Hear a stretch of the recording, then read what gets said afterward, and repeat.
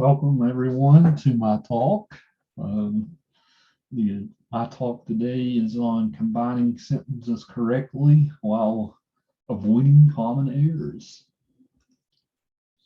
So we should start out by just talking about the importance of style and variety in combining your sentences. So as I say here, at the sentence level, variety should exist in order to keep the reader's attention so that they can focus on your ideas rather than your prose. Varying your sentences keeps your prose fresh and engaging. While variety is an important ingredient, you should never force variety at the sake of clarity. Oftentimes, students try too hard to write complex sentences.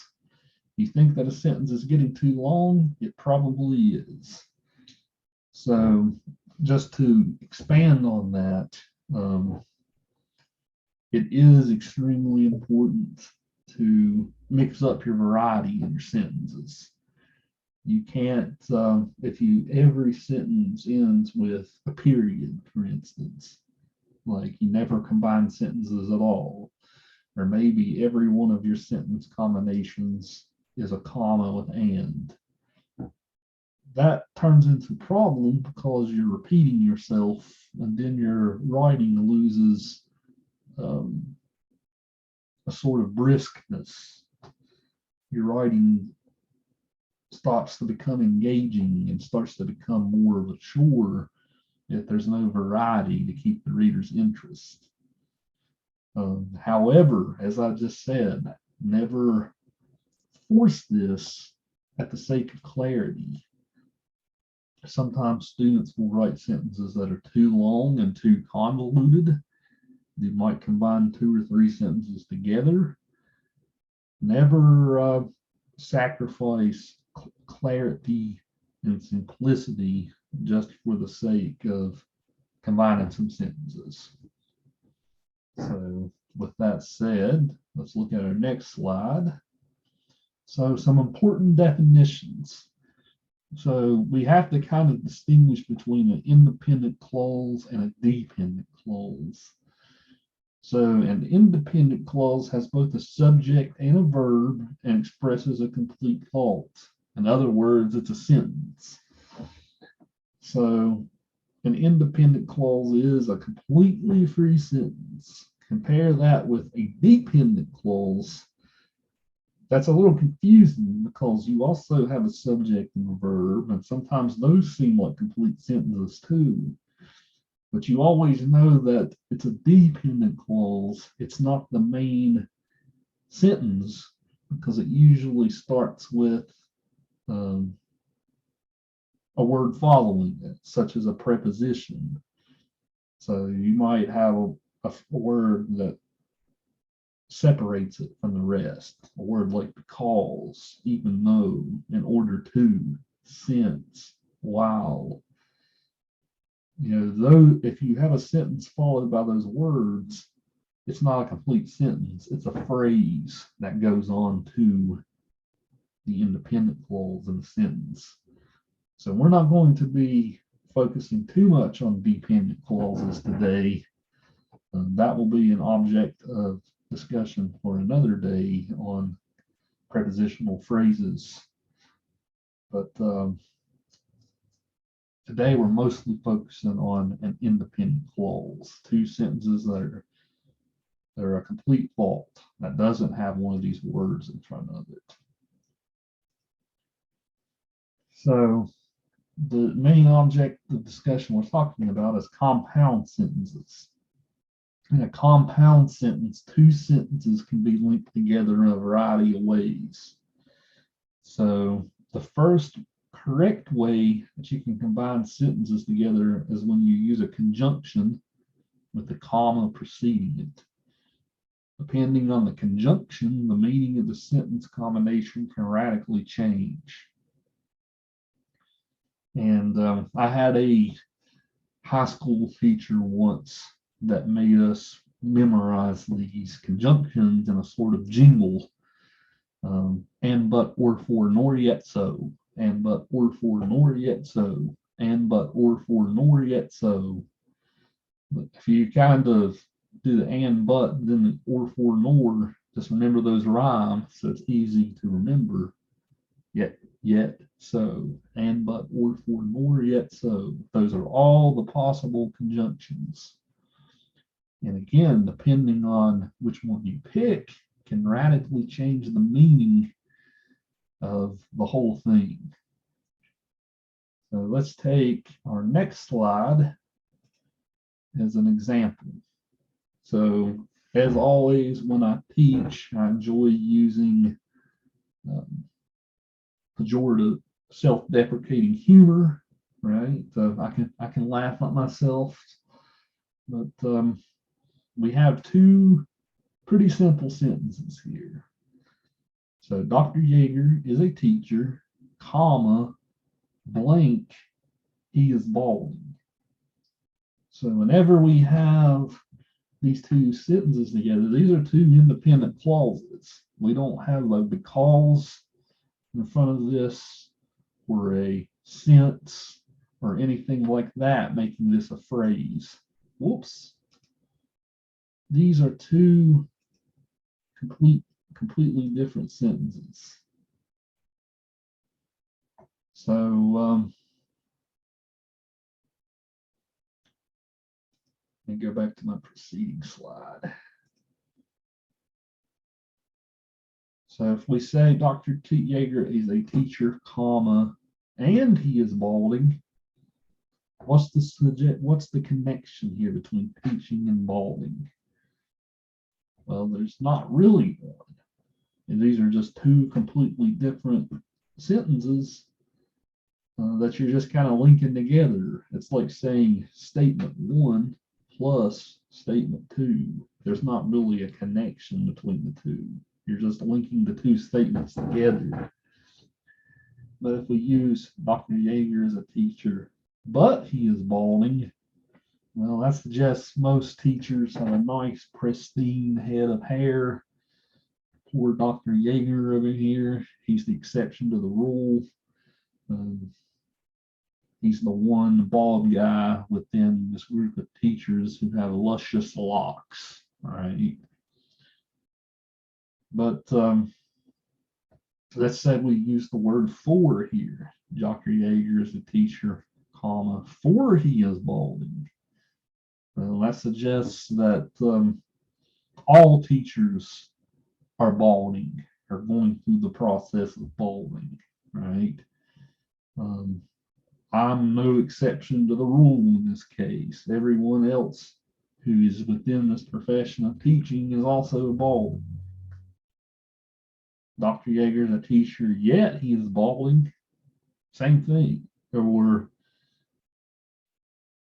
that's the same meaning as but, right? Dr. Yeager is a teacher, yet he is balding. It's the same meaning. Like balding and teaching don't go hand in hand. I'm the exception. If we say Dr. Yeager is a teacher, so he is balding, well, that's just like using for. So again, you kind of have to think about what conjunction you're combining with the comma here. It's not just a comma alone, but you have to use a conjunction with it. Depending on the conjunction you choose, it can radically change the meaning of the sentence. So let's take our next slide, and that is combining sentences with a semicolon. So you can, oops, I accidentally clicked ahead. So if you use a semicolon, it's pretty much the same grammatical effect as using a comma with and. Remember a second ago I said, if I said Dr. Yeager is a teacher, comma, and he is balding, that's pretty much just like linking two different sentences together. There's no correlation or relationship between the two sentences. If we just use a semicolon alone, it achieves the same sort of purpose. Dr. Yeager is a teacher, semicolon, he is balding. So semicolons are nice punctuation marks to use in the sentence. We'll talk in a minute how that might separate a little from using a comma, why you would use a semicolon instead of a comma with a conjunction. We'll talk about that more in a moment. But as far as the relationship goes between the two sentences, it functions the exact same way as using a comma with and. So use plenty of semicolons in your papers to mix up your variety. You only use a semicolon though when it's two different sentences. You know, if I said, because Dr. Yeager is a teacher, he is balding. If I said because Dr. Yeager is a teacher, he is balding, you wouldn't put a semicolon there because the because makes that a dependent clause. So you only put a semicolon in between two independent clauses.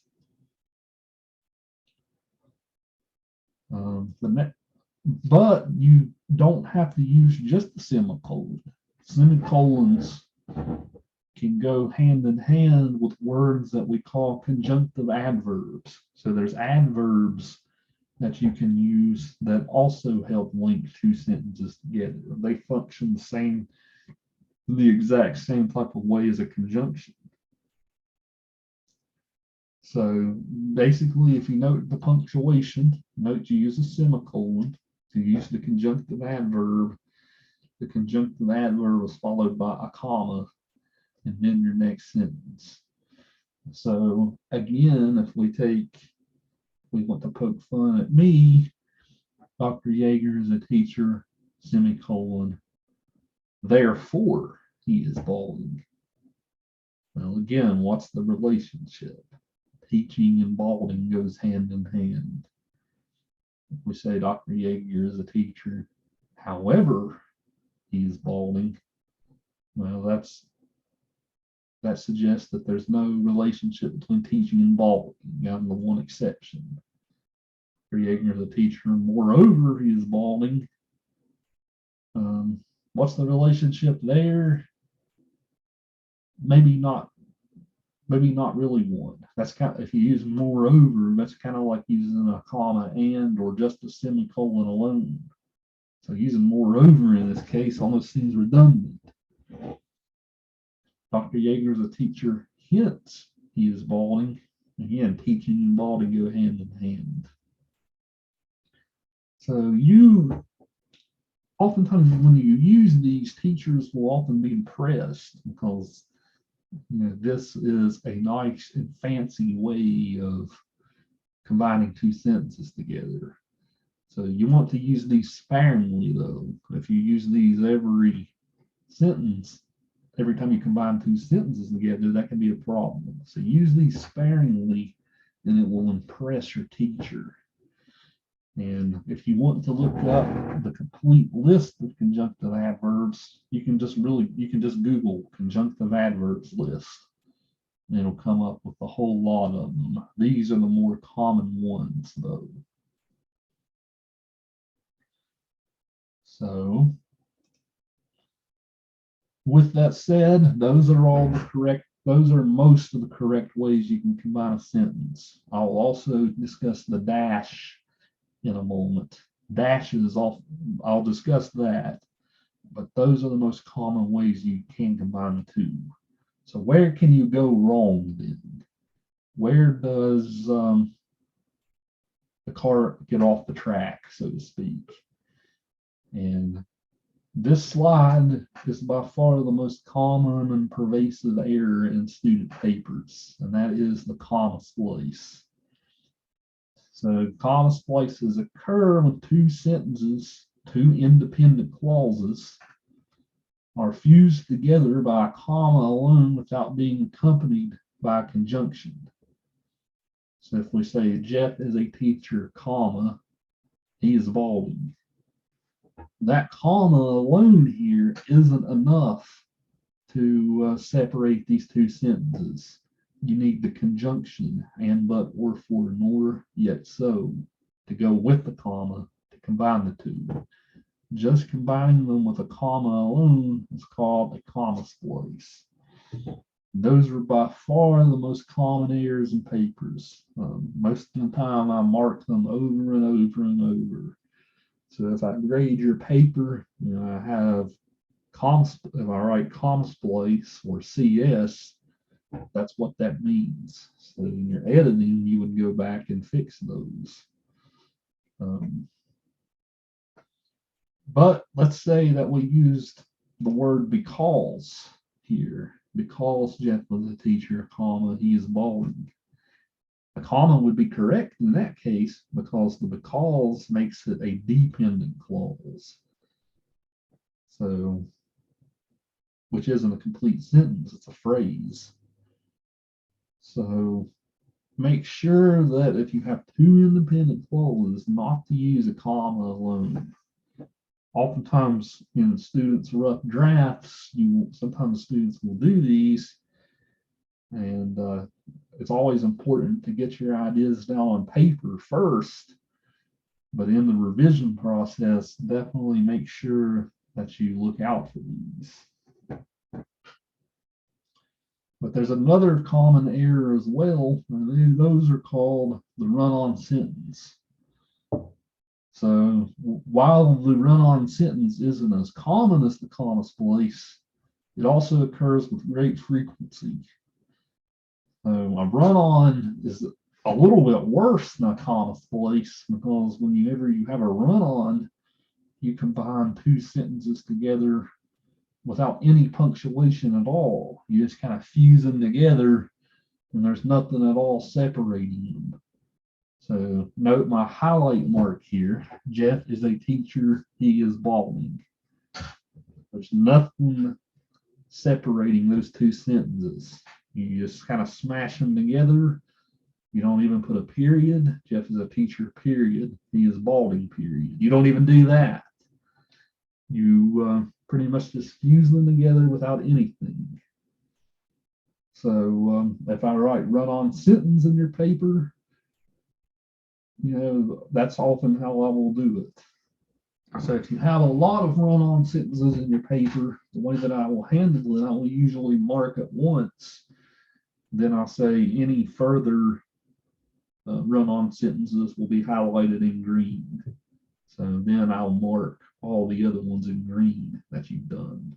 If you have so many of them that it becomes a problem, that's a whole different story. At that point, I might actually stop marking them and have you diagnose them yourself. But run-ons, comma splices, both bad. Comma splices are probably less bad than run-ons. Both are nonetheless, there's a conjunctive adverb for you, nonetheless. Both are nonetheless errors that you want to avoid. So now that we know how to combine two sentences together correctly using the most common means, that now is the time to maybe reflect on your rhetorical purpose. So like whenever you combine two sentences together, like how do you want to do it? What purpose are you trying to achieve in combining those two sentences together? There's a rhetoric scholar named John Dawkins. I got this from actually an old handout a colleague gave me a long time ago. But on that handout, teaching punctuation as a rhetorical tool, this guy John Dawkins says that good writers punctuate according to their intended meaning, their intended emphasis. So when you combine two sentences together, think about how you're emphasizing something with the combination. And a minute ago, I discussed how the meaning of the two sentences changes. Now we're kind of discussing what is emphasized if you combine two sentences together. So I provided a little chart here.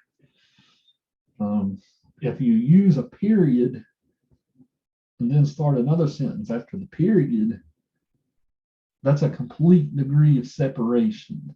Like you're finishing one idea up you're going to the next idea. So a sentence that ends with a period is the maximum degree of separation that you can achieve. If you use a semicolon, or if you use a semicolon, there's a sort of medium degree of separation there. Statement 1 plus statement 2, there's a medium degree of emphasis on using semicolon. If you use a comma with a conjunction, maybe you're not necessarily emphasizing the second sentence. If you use a dash, let's say Dr. Yeager is a teacher, dash, he is balding. That kind of says Dr. Yeager is a teacher. He is balding, right? That kind of has an emphatic meaning where you really want to note the second sentence. You have a colon, Dr. Yeager is a teacher, colon, he is balding. That kind of makes you anticipate that second sentence. Dr. Yeager is a teacher. He is balding. So you can kind of see how, depending on what punctuation mark you use, it can radically change the meaning, the emphasis on a certain sentence. In general, it's good style just to use colons with lists. Like, let's say we are going to provide the following ingredients. Then you list your ingredients for a recipe, for instance. I would only use colons for that purpose. Dashes, oftentimes people like to use dashes in place of semicolons. Often when it comes to style, those are frowned on too. They're not necessarily incorrect, but they're frowned upon when it comes to good style. So only use dashes when you have to. Maybe you really want to emphasize that second sentence. That's when you use the dash. So we take this sentence, I love the book, I hated the movie. How would the emphasis change with each type of punctuation? I love the book, colon, I hated the movie. Right? That really draws out the fact that you hate the movie. I love the book, hated the movie. It kind of has the same sort of thing as the colon there. I love the book, semicolon. I hated the movie. You can kind of sense like there's some degree of emphasis there, but it's not a great degree. I love the book, but I hated the movie. Again, you're not really emphasizing anything too heavily. If you use a semicolon combined in contrast with like a comma but, the semicolon has a slight degree more emphasis on that second sentence, but not much. But if you say, I love the book, period, I hated the movie, that's almost like you're not really emphasizing that you hated the movie. It's just two different statements. I love the book, I hated the movie. So that's something to think about as you work on combining your sentences. How are you changing your emphasis? So some concluding thoughts here. While it's important to combine sentences together effectively in varying ways, note that sentence is a dependent clause, by the way. Do not focus on this too deeply in the rough draft. Think of this more while editing for the final draft. So if you guys are writing your papers, and the whole time you're writing your paper, you think, oh, should I use a semicolon with a however here? Should I use a comma with yet? If you get too deep in the weeds thinking about that, it's hard to get your ideas down on paper. So just always remember that first draft should always be about getting your ideas down on paper. If you make grammar mistakes at first, you can go in and clean them up in the second draft. So that's something to note. Don't drive yourself crazy on the first draft thinking about this. Go back and clean it up later. So a good way to check for errors is to use the Control F feature on Microsoft Word. So if you hit Control and F at the same time, and then maybe just type a comma in the find box, it will search for every instance where you used a comma in a sentence. So there's times you will use a comma where you're not combining two sentences together. Oftentimes it is when you combine two sentences. So you can check to see if you're making comma splices. You can also put a period in the box, so you can kind of look at each sentence piecemeal if you search for every time you use a period. So use that Control F feature while you edit and polish for your second draft, and that will often help you. You go back and read through your papers. Oftentimes after you write something, it's still fresh, so you might not spot the grammar mistakes. So if you use these tools, though, it'll help you see things more clearly. So other than that, I say here, good luck and happy writing.